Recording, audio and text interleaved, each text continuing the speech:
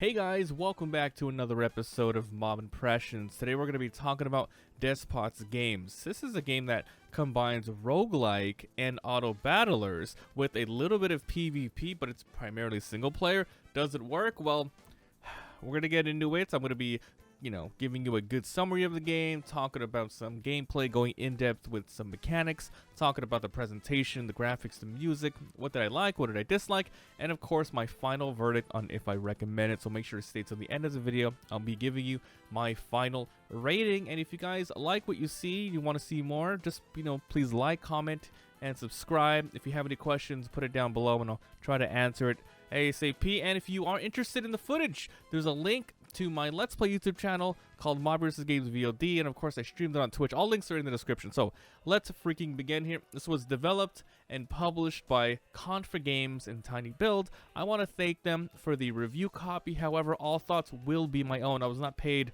to write or promote anything for this. Okay, so the game released on October 14th, 2021, and it is currently going for $14.99 US. However, as of the recording and uploading, it's on sale for about 15 to 20%, so it's a pretty cheap game. So the story is, well, pretty simple. There's not much going on. You are the omnipresence, and you're pretty much guiding humans room after room of enemies and sometimes other players. The type of enemies you're going to be seeing are like robots and just monsters in general. It's kind of all over the place. The genre is, well, let's start off with this. It's an early access game, so just keep that in mind. There will be balances, more content to be added, and it's a roguelike, like I said.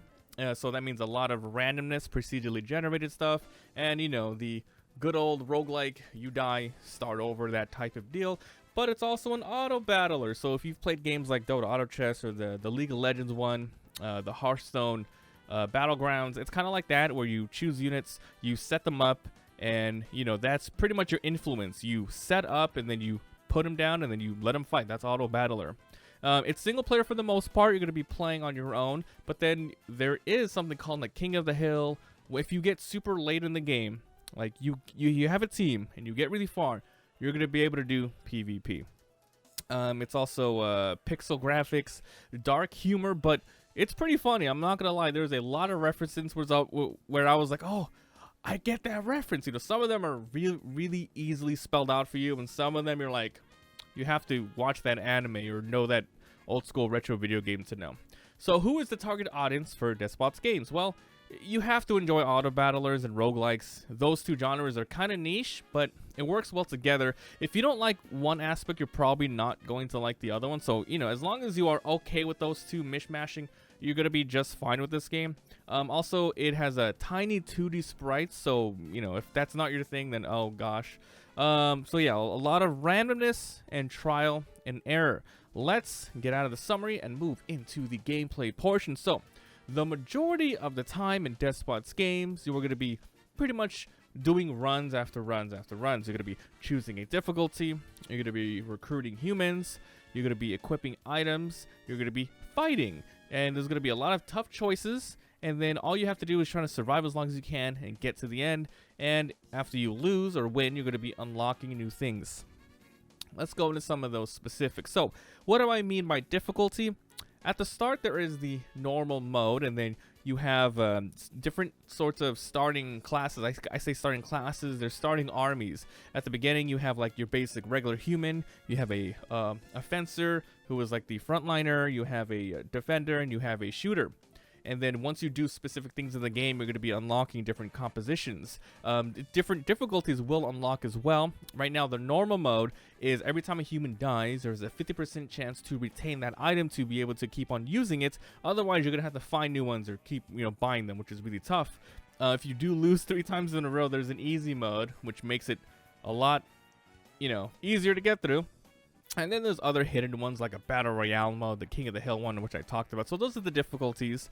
And by recruiting here, I said as a heroes, you're going to be recruiting humans. Through most of the rooms in the game, it's tile-based.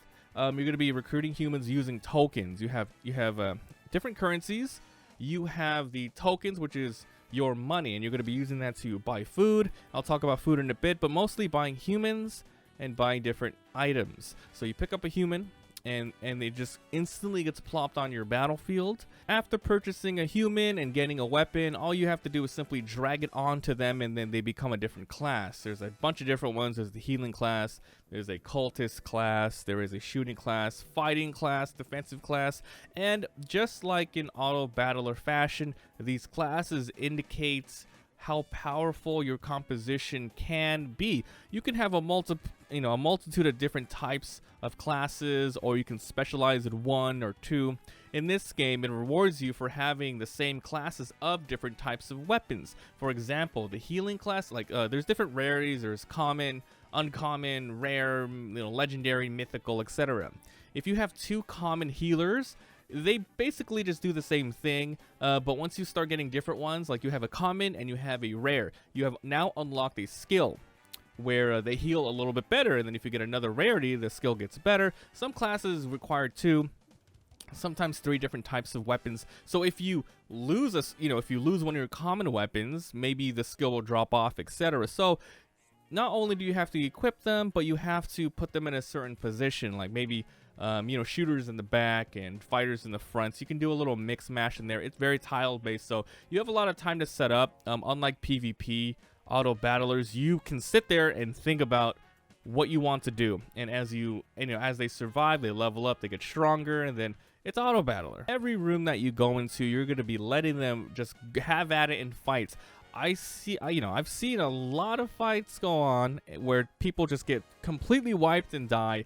I don't know what the balance is right now. It's early access, but I feel like your humans die a little too fast. So I highly recommend always having a healer or 2, or maybe some sort of skill where they can at least disperse damage over time, or maybe they can heal on their own. But it seems really tough. There's a lot of different choices you're going to be making, not just whether or not you want to recruit more humans or do you want certain weapons, but the amount of humans you have is also something you should take into account. As I mentioned before, the different currencies you have are tokens, and then you have your equipment and weapons, and then you have food.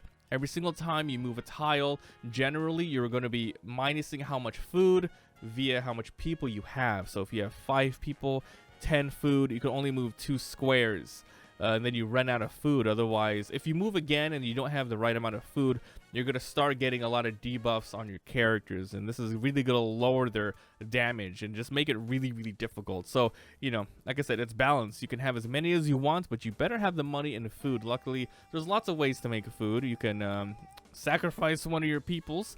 Every single room seems to have a sacrifice button where you can throw them on and get 5 food back, or even better, find a food room where you can use your tokens to purchase that. Another part of the roguelike randomness is not only is it just randomly generated what enemies you're going to fight with a set difficulty, of course, depending on what floor you are, but there are really awesome and cool random events that pop up, and sometimes they're a simple choice. Do you want to do this or do you want to do that? And then you get tokens, maybe you get a special unit, but a lot of other times it's going to be really cool because you're going to be unlocking permanent mutations to get into future runs. I found one where you had to there was a giant pit on the ground, and it asked me if I wanted to sacrifice 5 newbies. So I was like, okay, let's just do this. It doesn't sound that great, but why not do it so you can unlock this thing permanently? So I went to another room, I bought 5 humans, I went back over there, and then they all fell in. And then I got the ability of the mega newbie, so now in the future for that run, or maybe in the future if I find that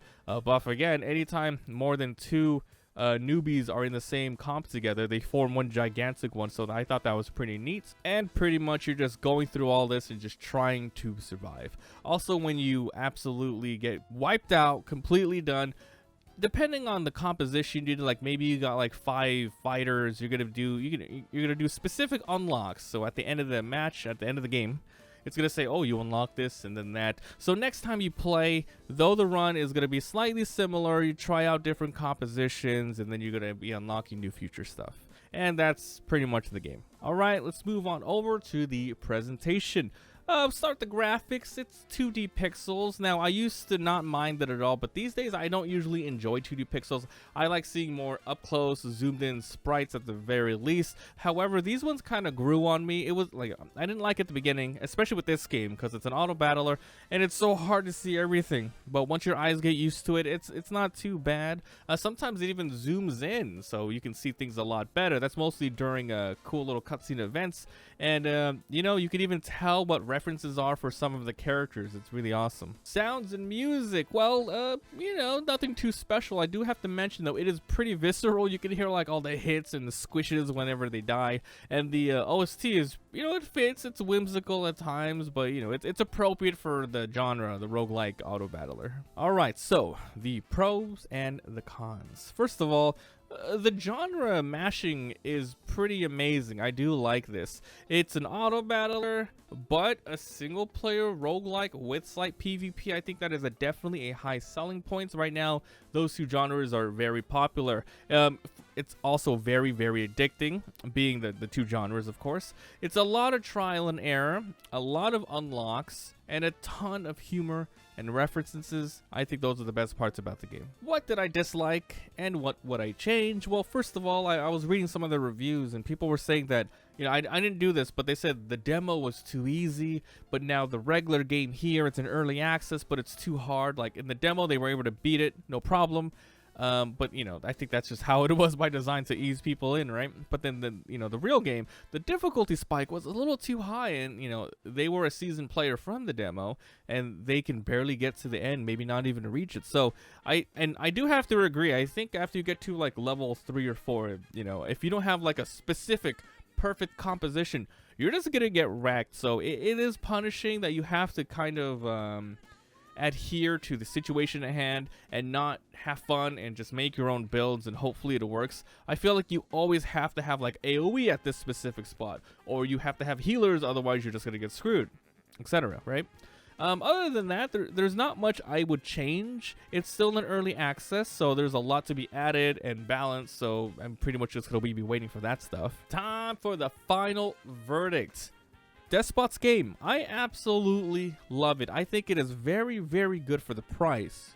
$15, $14.99. If you enjoy auto battles and roguelike, I think you are definitely going to be spending your time wisely here. There's a lot of value. My final verdict, however, it's not for everyone. Like I said, if you're just a general casual gamer and you want to try this out, auto battle or roguelike, they're great, but they're tough to get into. Not for everybody, but you know, awesomely there is a demo, so definitely check that out if you are interested. I'm giving DESPOT'S game a 75% recommendation. It's great if you like it, if you enjoy the genres. Not for everyone, but they do have a demo. The mishmash of genres works for me. So if you guys enjoyed, leave a like. It helps a lot. If you haven't already, sub for daily videos. Let me know if you guys got to the end of the video. Type something so I know. Type in like key mouse. Type in mouse or something down below so I know you got to the end. Also, if you want to see more, there's a link in the description to the Let's Play channel where I'm uploading videos of this daily, and come by Twitch where most of that will be streamed. So thanks for being here. Thanks for watching. I'll see you guys next time.